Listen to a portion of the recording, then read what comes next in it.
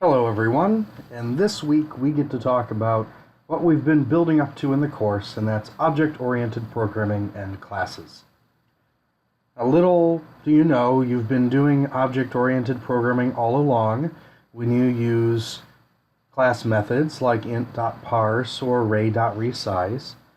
But this week we're going to start building our own classes, understanding how to create instances of objects, and then learn how to create members on classes, properties, constructors and destructors, how to deal with static members, dealing with visibility and what that actually means. But let's start off by building our first class. What is a class? It's not this class. A class is an object. It's a representation, a virtual representation of a thing. A thing can have properties, and what we're going to do here is build out a dog class, because I like dogs and I have 2 dogs, so we're going to build a representation of a dog in code. So, what describes a dog? A dog has a breed, maybe a height, and a weight, an eye color, a tail length. A dog can do things. A dog can bark. A dog can run. It can lay down. It can jump. It can waste a lot of my money on vet bills. Objects and classes do things, have properties or attributes, and all of this can be expressed in code. Think of it as a blueprint that you can then use for storing information and accomplishing tasks or running methods.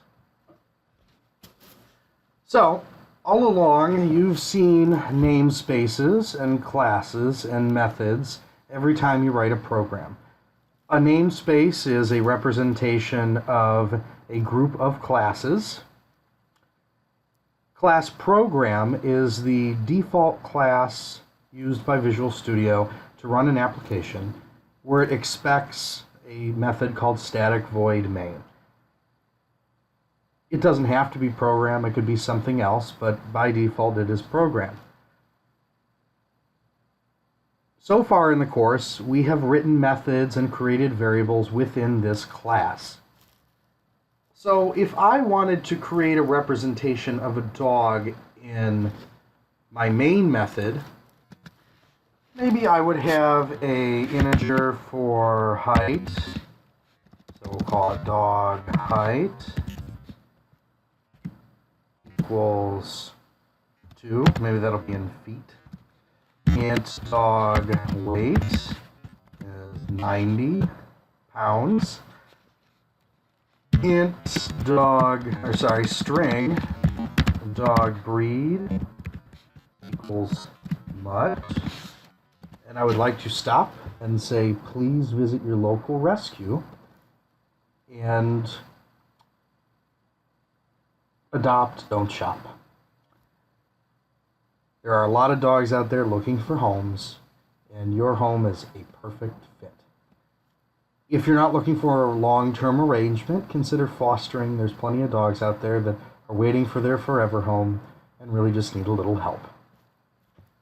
So, going back to describing a dog, maybe we have tail length, dog tail length equals maybe in inches, 14.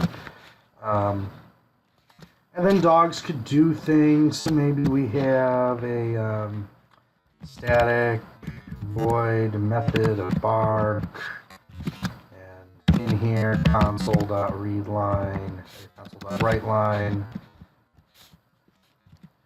woof, and in here maybe we can call bark, and add a console.readline to keep it open. And then maybe I had a second dog. So here we got to copy all this and paste it in there. My dog 2 height and dog 2. This is getting a little annoying. By breaking this out into a class, you don't have to constantly recreate procedural code to represent an object.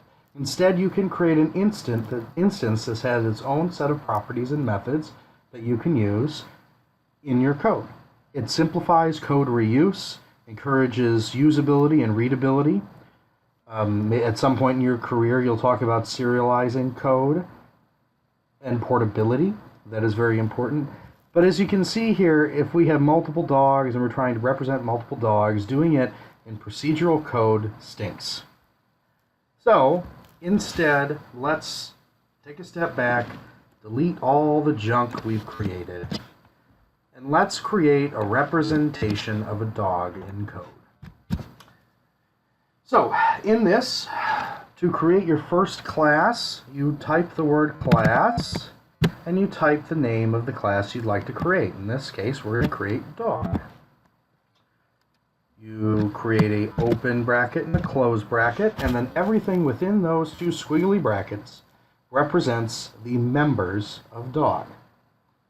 Members could be properties or attributes, things that describe a dog. Things could be methods. These methods are the verbs, or what the dog can do. And could be fields, and we'll talk about fields and the differences between properties and fields. Fields are local representations or local class level variables.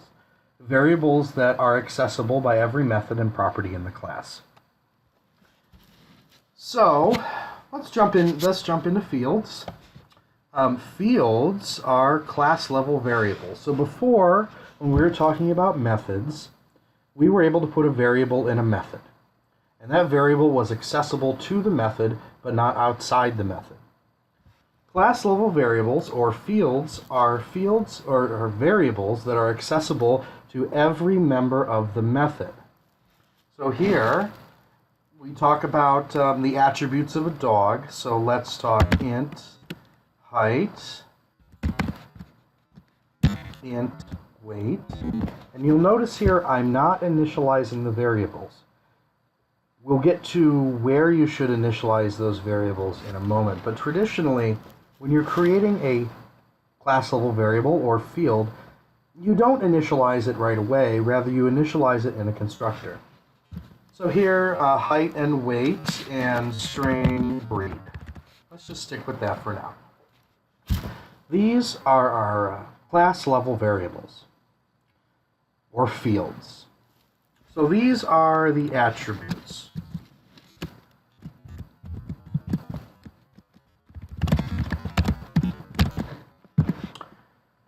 Now, let's create the things the dogs can do, or the method. So methods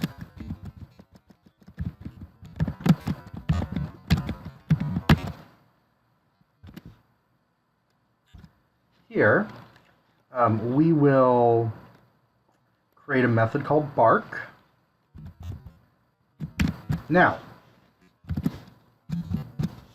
you're going to see here, I did not use the word static.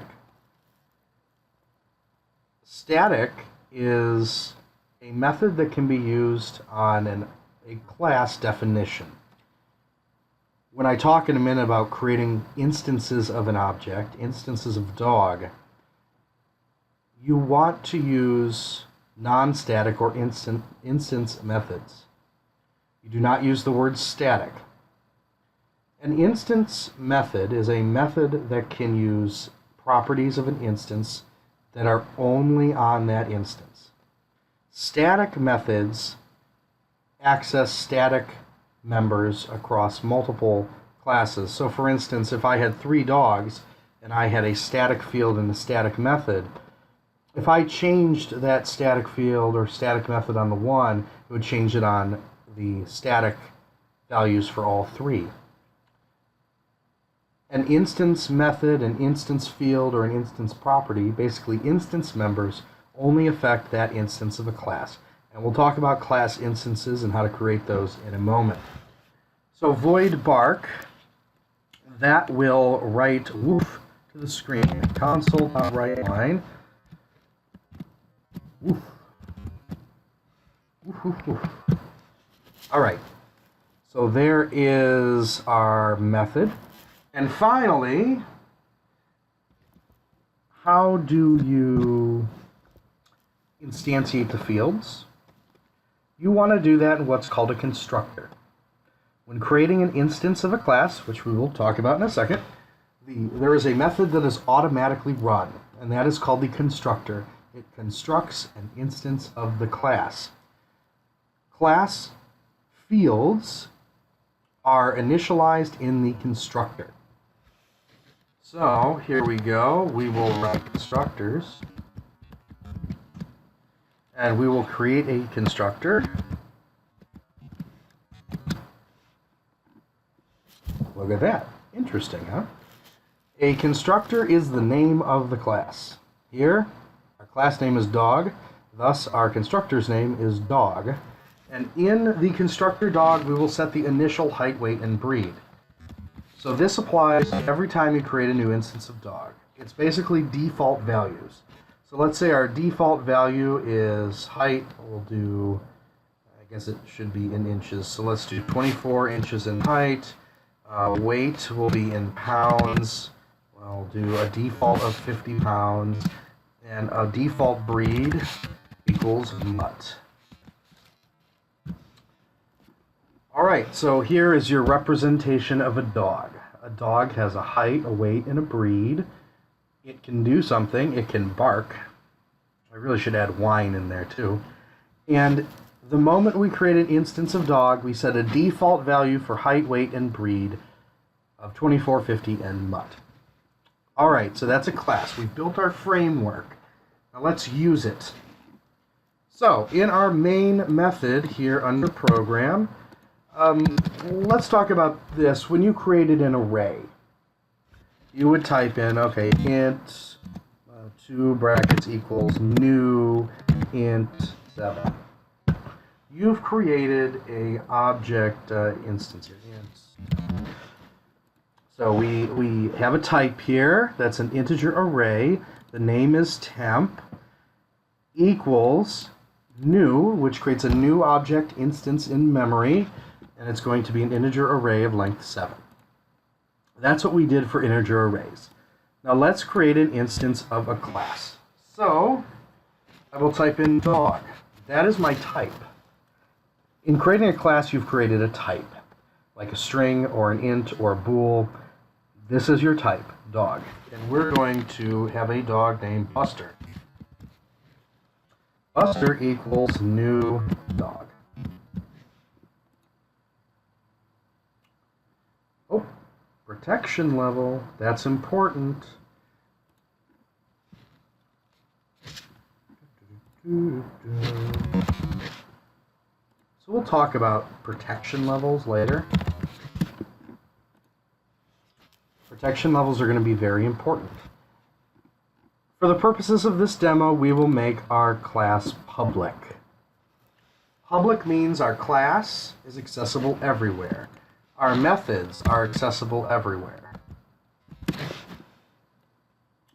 Alright, so we've created a public class dog with a public constructor and a public method bark. I will get into the reasons for using public, private, protected, internal, friend, and all the other visibility levels, and that's what this is a visibility level in another video. But for now, we'll just call it public. So now we've created Buster, which is a new dog, and let's have Buster bark.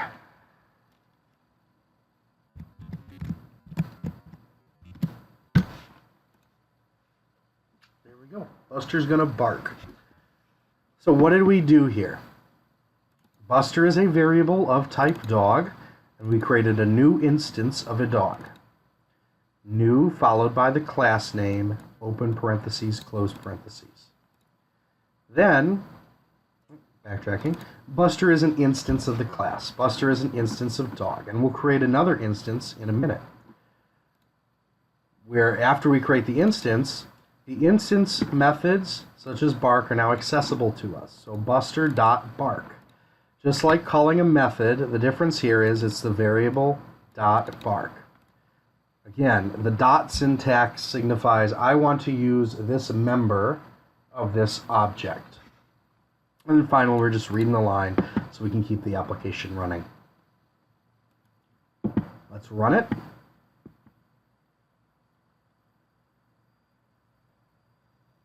Woof! Buster barked at us. So our instance of dog, named Buster, was able to bark, and that was the application.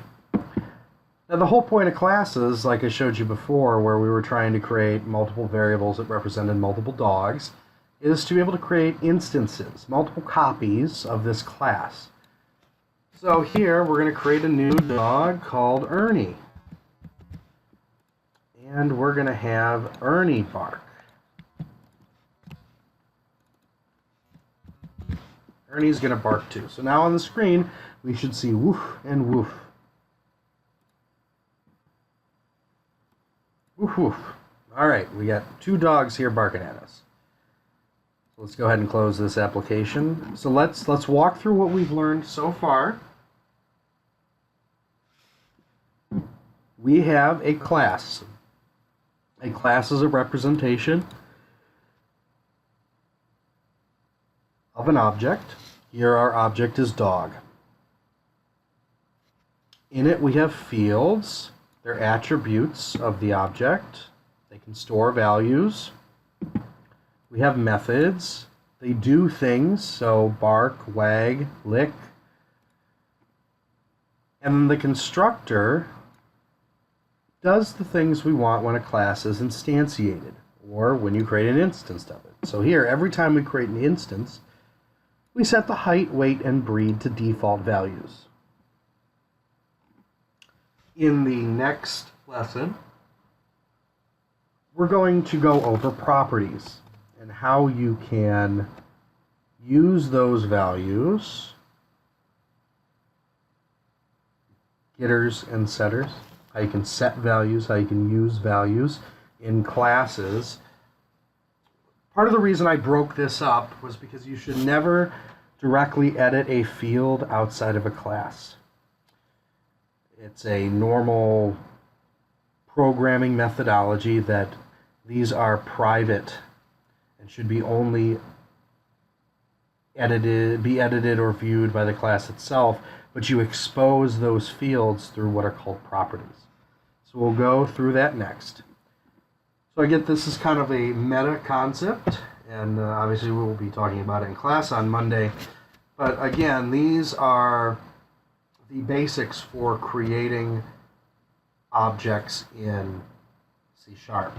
Now again, we talked about public. That's going to be a separate video on class visibility.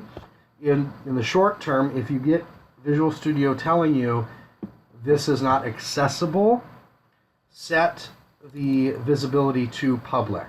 And then in the next upcoming videos, you will learn the difference between all the visibility levels and when it is appropriate to use them.